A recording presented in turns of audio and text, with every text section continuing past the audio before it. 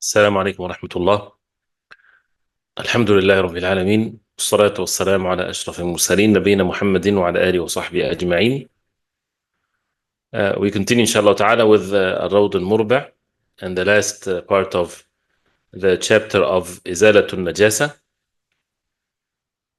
And I would start reading again from that one مسألة وسؤر الهرة وسؤر الهرة وما دونها في الخلقة طاهر. So he says here وسؤر الهرة وما دونها في الخلقة طاهر. And su'r, as we said, is what's left over from a plate when someone drinks from it. So su'r al-hirra is what the cat, that's what al-hirra, this is where Abu Hurayra is the tasghir, is the small cat, was given that nickname. So su'r al-hirra, the su'r, what's left from a plate after a cat drinks from it. وما دونها, and what's less than the cat in al-khilqa, in its physical being. في الخلقة طاهر. طاهر, that means it's pure. غير مكروه. غير مكروه, that means it's not مكروه. غير دجاجة مخلاه, unless it's the دجاجة مخلاه.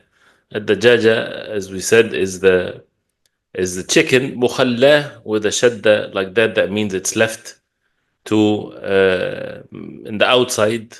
That means it can eat from garbage, things of that nature, so it makes it najis. And this is the ruling of al-Jallala, where the Prophet ﷺ forbidding eating from it, which is the Jallala. So غير دجاجة مخلاه. He says then after that والسؤر بضم السين مهموزا بقية طعام الحيوان وشرابه, what's left from the food of the animal and its drinks. والهر القط. Then he says وإن أكل هو أو طفل ونحوهما نجاسة. If the cat eats or a child eats and the like of them, نجاسة, they eat something najis, because oftentimes it's difficult to protect them from eating something that is najis. ثم شرب, then drank, ولو قبل أن يغيب, even before it disappears, من مائع, from something that is liquid form, لم يؤثر, it does not have an effect. Why? لعموم البلوى. We talked about عموم البلوى, that means it's very difficult to control something like this. It happens all the time. And that's the عموم, the general بلوى, affliction of such a matter that is all over the place. لا عن نجاسة بيدها أو رجلها. Now, that's different than having the najasa in its hands or in its legs. So you see that clearly with your own eyes. Standing on a place that is najis, or having on its hand something najis, then that means that their hands or their foot is najis. So that means it affects it. So it needs to be washed, of course.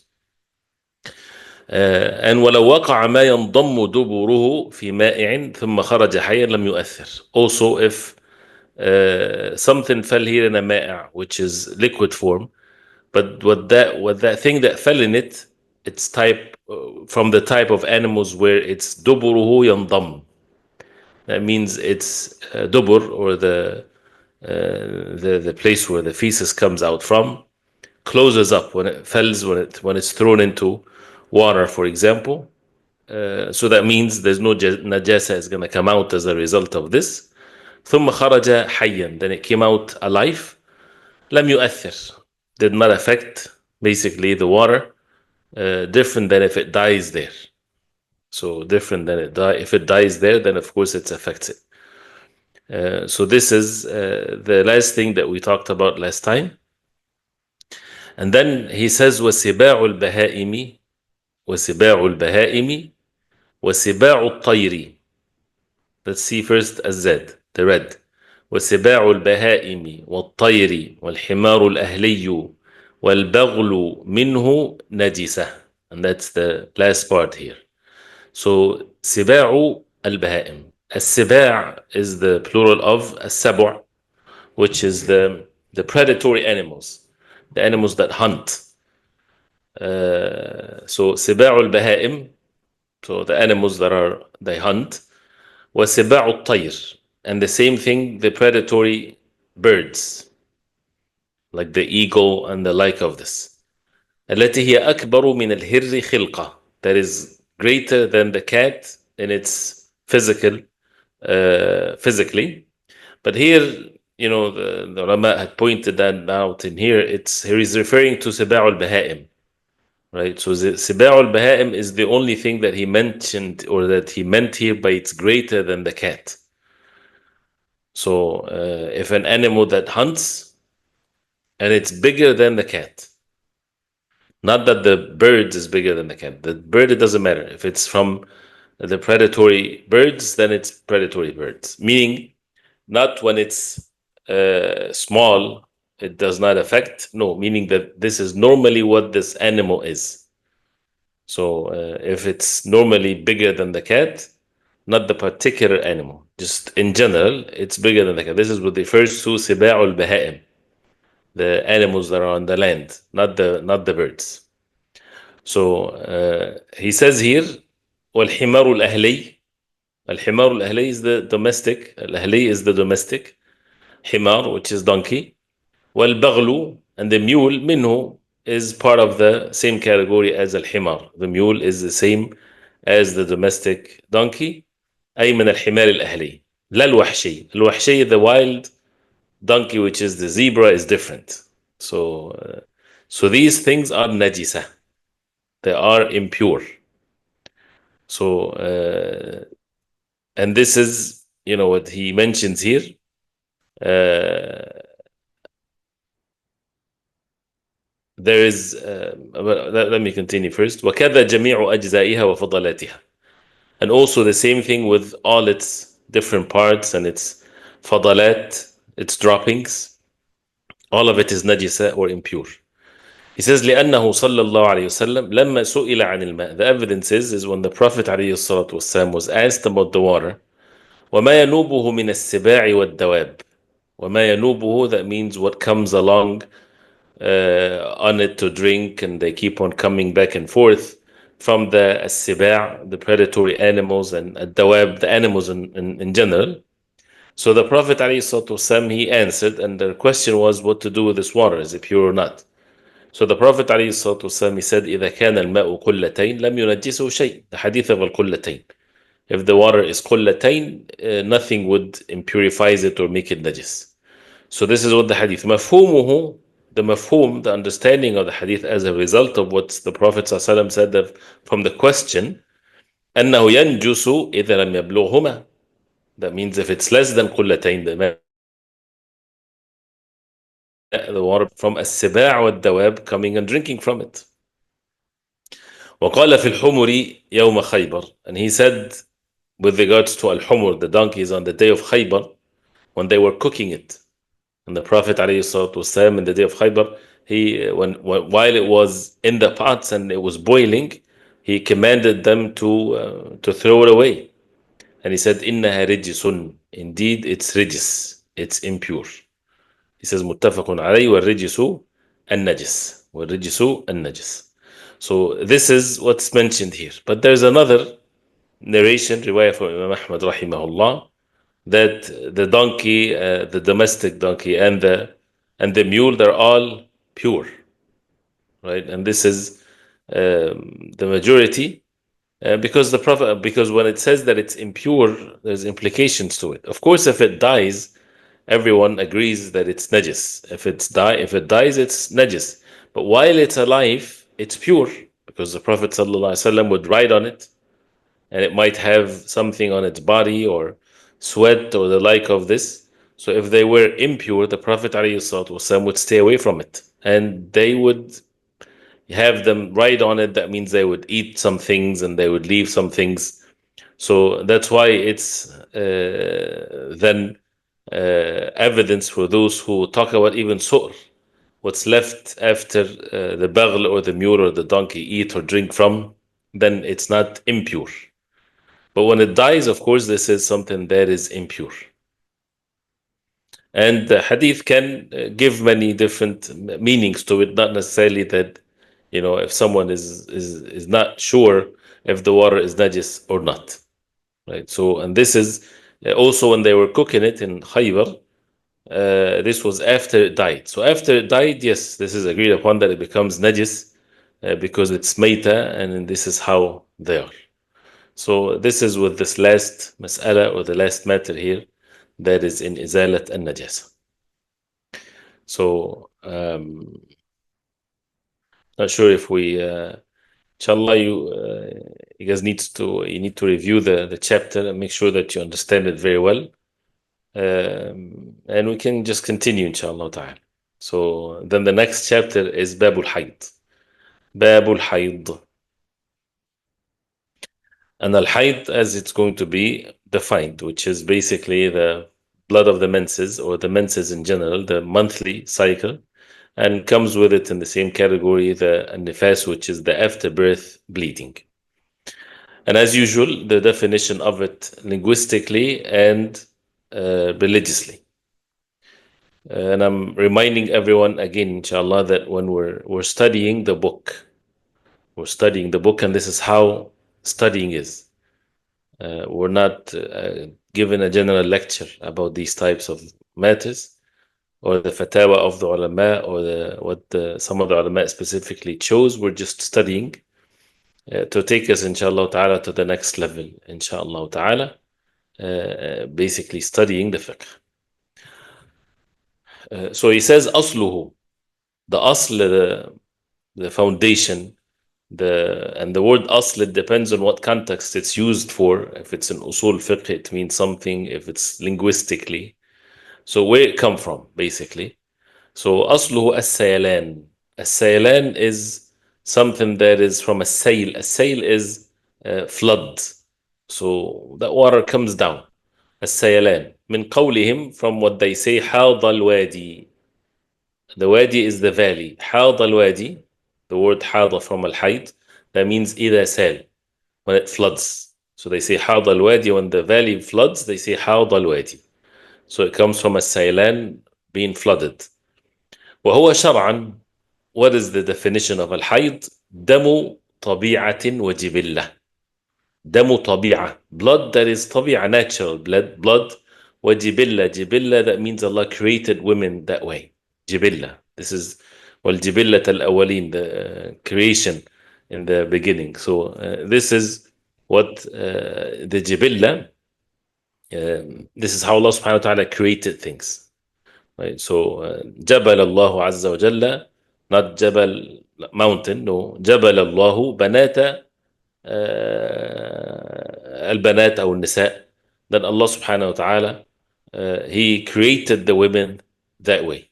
So it's not, when they say دم طبيعة وجبلة, that means it's not something that is make something bad about women or something like this. دم طبيعة وجبلة. He says يخرج من قعر الرحم, comes out from قعر الرحم. قعر الرحم, that means the inside of the rahim. Of the rahim is where the blood of the menses comes from, and this is where the human embryo is formed, the womb inside. So this comes from qa'r, from the inside of al-rahim. As the word qa'r, the Prophet ﷺ, when he talked about the best place for the prayer for the woman is min qa'ri baytiha. If she prays in the most inner part of her home, that's what is best. So qa'r al-rahim, the most inner part of it. في أوقات معلومة, in a well-known times. So that's why it's on a monthly basis. خلقه الله لحكمة غذاء الولد وتربيته, that Allah subhanahu wa ta'ala created it with the wisdom of غذاء الولد. غذاء is nutrition of the child, وتربيته, and raising him. So Allah subhanahu wa ta'ala knows best the wisdom behind that, and this is by Allah subhanahu wa ta'ala. So he says here, the first statement in باب الحيض لا حيض قبل 9 سنين. There's no حيض before 9 years. There's no حيض before 9 years. 9 years what in the Hijri calendar, right? So this is most of the ulama upon this, right? So there's no حيض for someone that is less than 9 years. So that because there's ahkam rulings that applies as a result of that. So he says here فإن رأت دما لدون ذلك فليس بحيض. If she sees blood when she's less than 9 years old, then it's not the blood of menses. لأنه لم يثبت في الوجود, because there's no evidence that ever happened. وبعدها إن صلح فحيض. After 9 years old, in صلح, if it's valid to be haid, because not every blood is menses, that means it goes through the conditions of it with the specifications of it, the smell and look and color and so on, then فحيض, then it's haid. قال الشافعي, Imam الشافعي رحمه الله, he said, رأيت جدة لها 21 سنة. He saw a grandmother that she was 21 years old, right? So, but first, before we continue, this is what says لا حيض قبل 9 سنين. There's another riwayah from Imam Ahmad rahimahullah that there is no limit to when does it start, because this is something that there's no evidence to say this.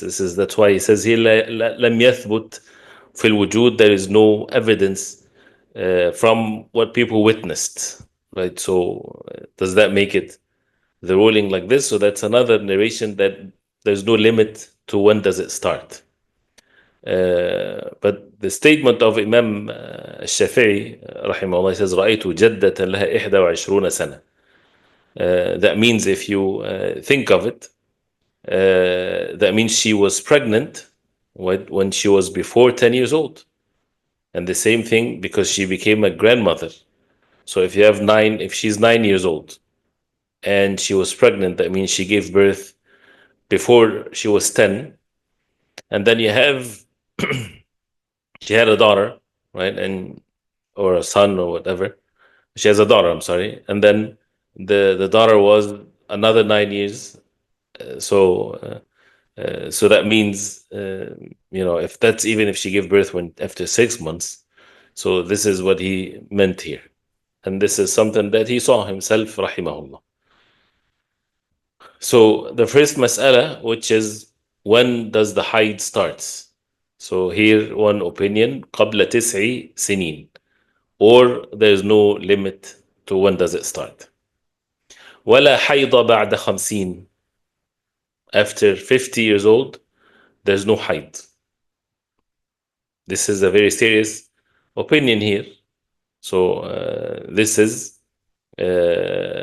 ولا بعد 50 ولا حيض بعد 50 سنة, after 50 years. And if we say there's no haid, that means she has to fast and she has to pray and so on. لقول عائشة, because عائشة رضي الله عنها, she said إذا بلغت المرأة 50 سنة خرجت من حد الحيض. If she reaches 50 years, then she's out of the limit of الحيض. خرجت من حد الحيض. يقول ذكره أحمد. ولا فرق بين نساء العرب وغيرهن, and there's no difference between the Arab women and other than the Arab women. So and that's why it's, according to this, if she's 50 years old, then and she sees blood, that's not menses according to this.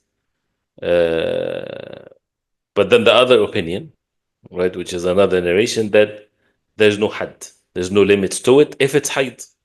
If it's haid, that means there's no limits to it, so she would abstain from fasting and prayer and so on. So this is a mas'ala to be discussed here, as you see the hadith, نعم, and the authentication of it, inshallah. Then he says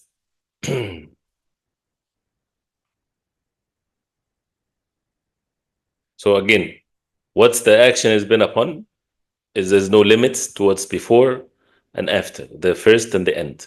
So this is an opinion. And another riwayah to Imam Ahmad, there is no limits to when does it start and when does it end. So if the conditions for the haid applies, then it doesn't matter whether it's after 50 or before 9.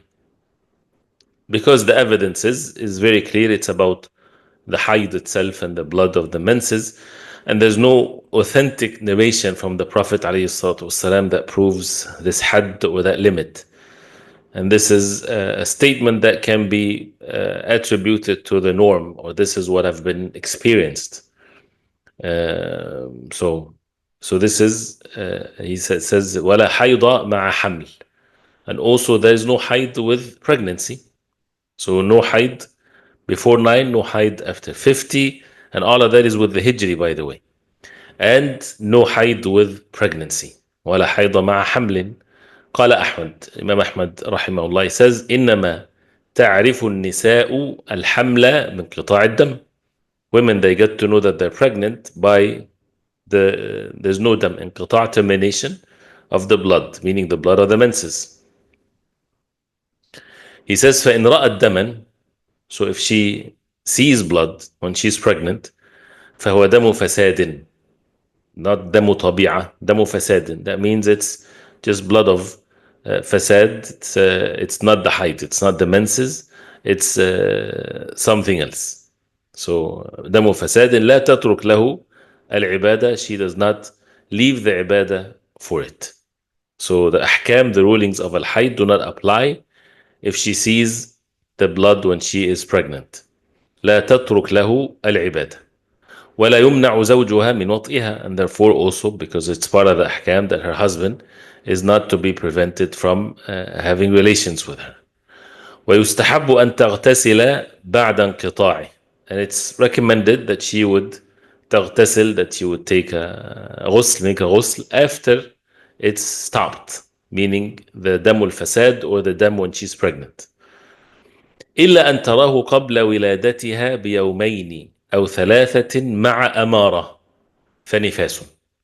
So إلا أن ترى, unless she sees the blood before she gives birth by 2 days or 3 with أمارة. أمارة is an evidence. مع أمارة, then in that case it's nifas. أمارة is a sign that she's about to give birth. Like for example the pain that she gets, the like of this, a talq.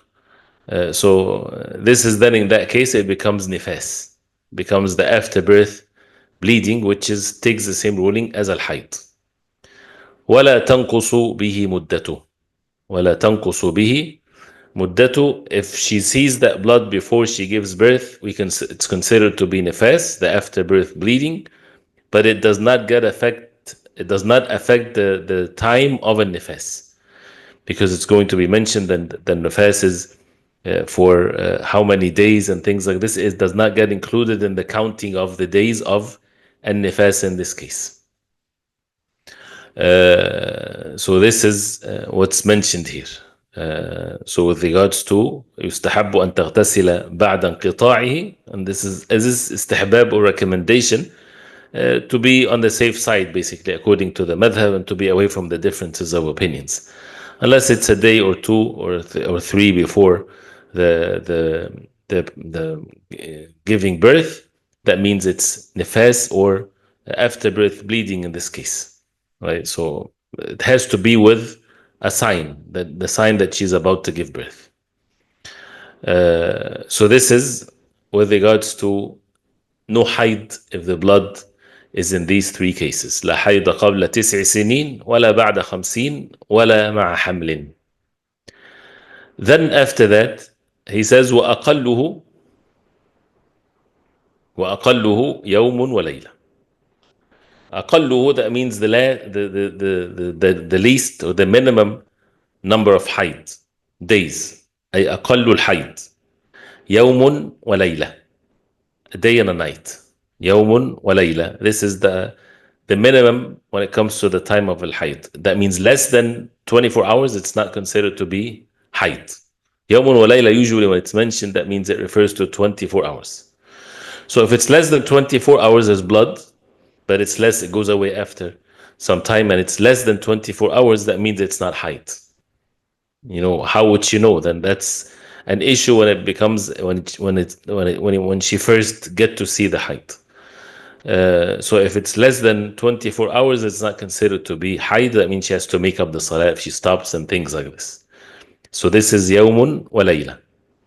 لقول علي رضي الله عنه, because of the statement of Ali رضي الله عنه. Let me see if they have, yeah, he has it here and the bottom, which is the hadith of Ali رضي الله عنه, أقل الحيض يوم وليلة. And that a woman came to him, and she said that, and then if it's less than 24 hours, then there's no haid in this case, as the Prophet عليه الصلاة والسلام, he said that is إذا أقبلت حيضتك, if your haida comes, then you stop the salah. فإذا ذهب قدر, if it leaves you, then you make shower, you take ghusl, and you make salah. So that's why is the issue of day and night is a differences of opinions here, though. So وأقل الحيض يوم وليلة, because of the statement of Ali رضي الله عنه that he said that أقل الحيض يوم وليلة. But the other narration is there's no limit when it comes to how it is, because if it's haid, it's haid.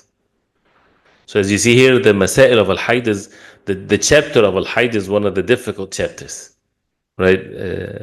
And that's why it's many different situations here. So it's to recognize these types of things. First of all, whoever looked at the evidences in general, and from the Quran and the Sunnah, the Prophet ﷺ, you would find that there's no limits to when it starts and when it ends and things like this. But as you see, the madhahib, even with their opinions, it's not that they don't have any evidences whatsoever, but the statement of Ali radiallahu anhu, he said that, but others, they said no. So وَأَقَلُّهُ يَوْمٌ وَلَيْلَةٌ وَأَكْثَرُهُ, the maximum numbers of days to be considered as hayd, أي أكثر الحيض 15 يوما 15 يوما بلياليها, days with its nights, 15 days, 24 hours. لقول عطاء, because of the statement of عطاء, رأيت من تحيض 15 يوما, I saw someone, meaning he witnessed a woman that she would have menses for 15 days. And this is عطاء ibn Abi Rabah, and he's from one of the students of Ibn Abbas radiallahu anhuma, and great, of course, alim and faqih. So and this is something that, even though they said some said there's no limits to what's its maximum, right? So if it's more than 15 even, then it's still hayd. But then the issue is would she considered to stay away from the salah then if it's continuous? No, in that case to pray, because this is, if it's more than 15 days, that means most of the month she won't be able to make salah and not able to make fasting. So this is where they talked about the maximum or the most when it comes to the maximum amount of days. And some said there's no clear evidences from the Prophet ﷺ that talks about these limits when it comes to the days. So this is when it comes to the 15 days. If it's more than that, then in that case she would clean herself and make wudu for every salah.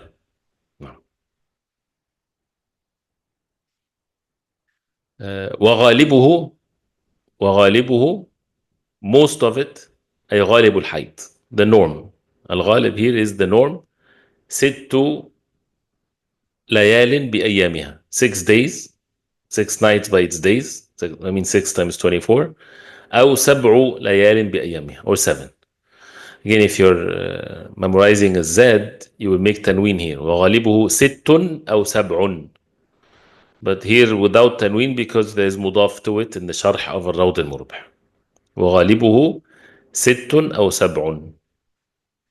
So when we read the الروض وغالبه أي غالب الحيض 6 ليال بأيامها أو 7 ليال بأيامها.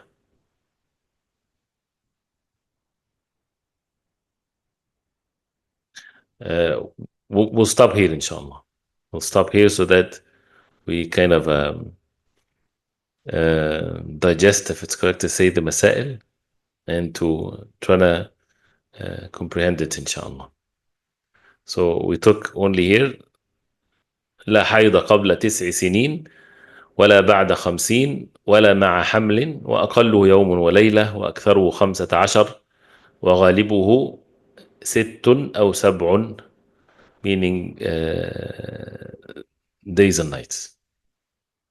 The attendance code is الماء قلتين لم ينجسه شيء. طيب بارك الله فيكم جزاكم الله خير. We'll continue inshallah next time. وصلى الله وسلم وبارك على محمد وآله وصحبه وسلم. والسلام عليكم ورحمة الله.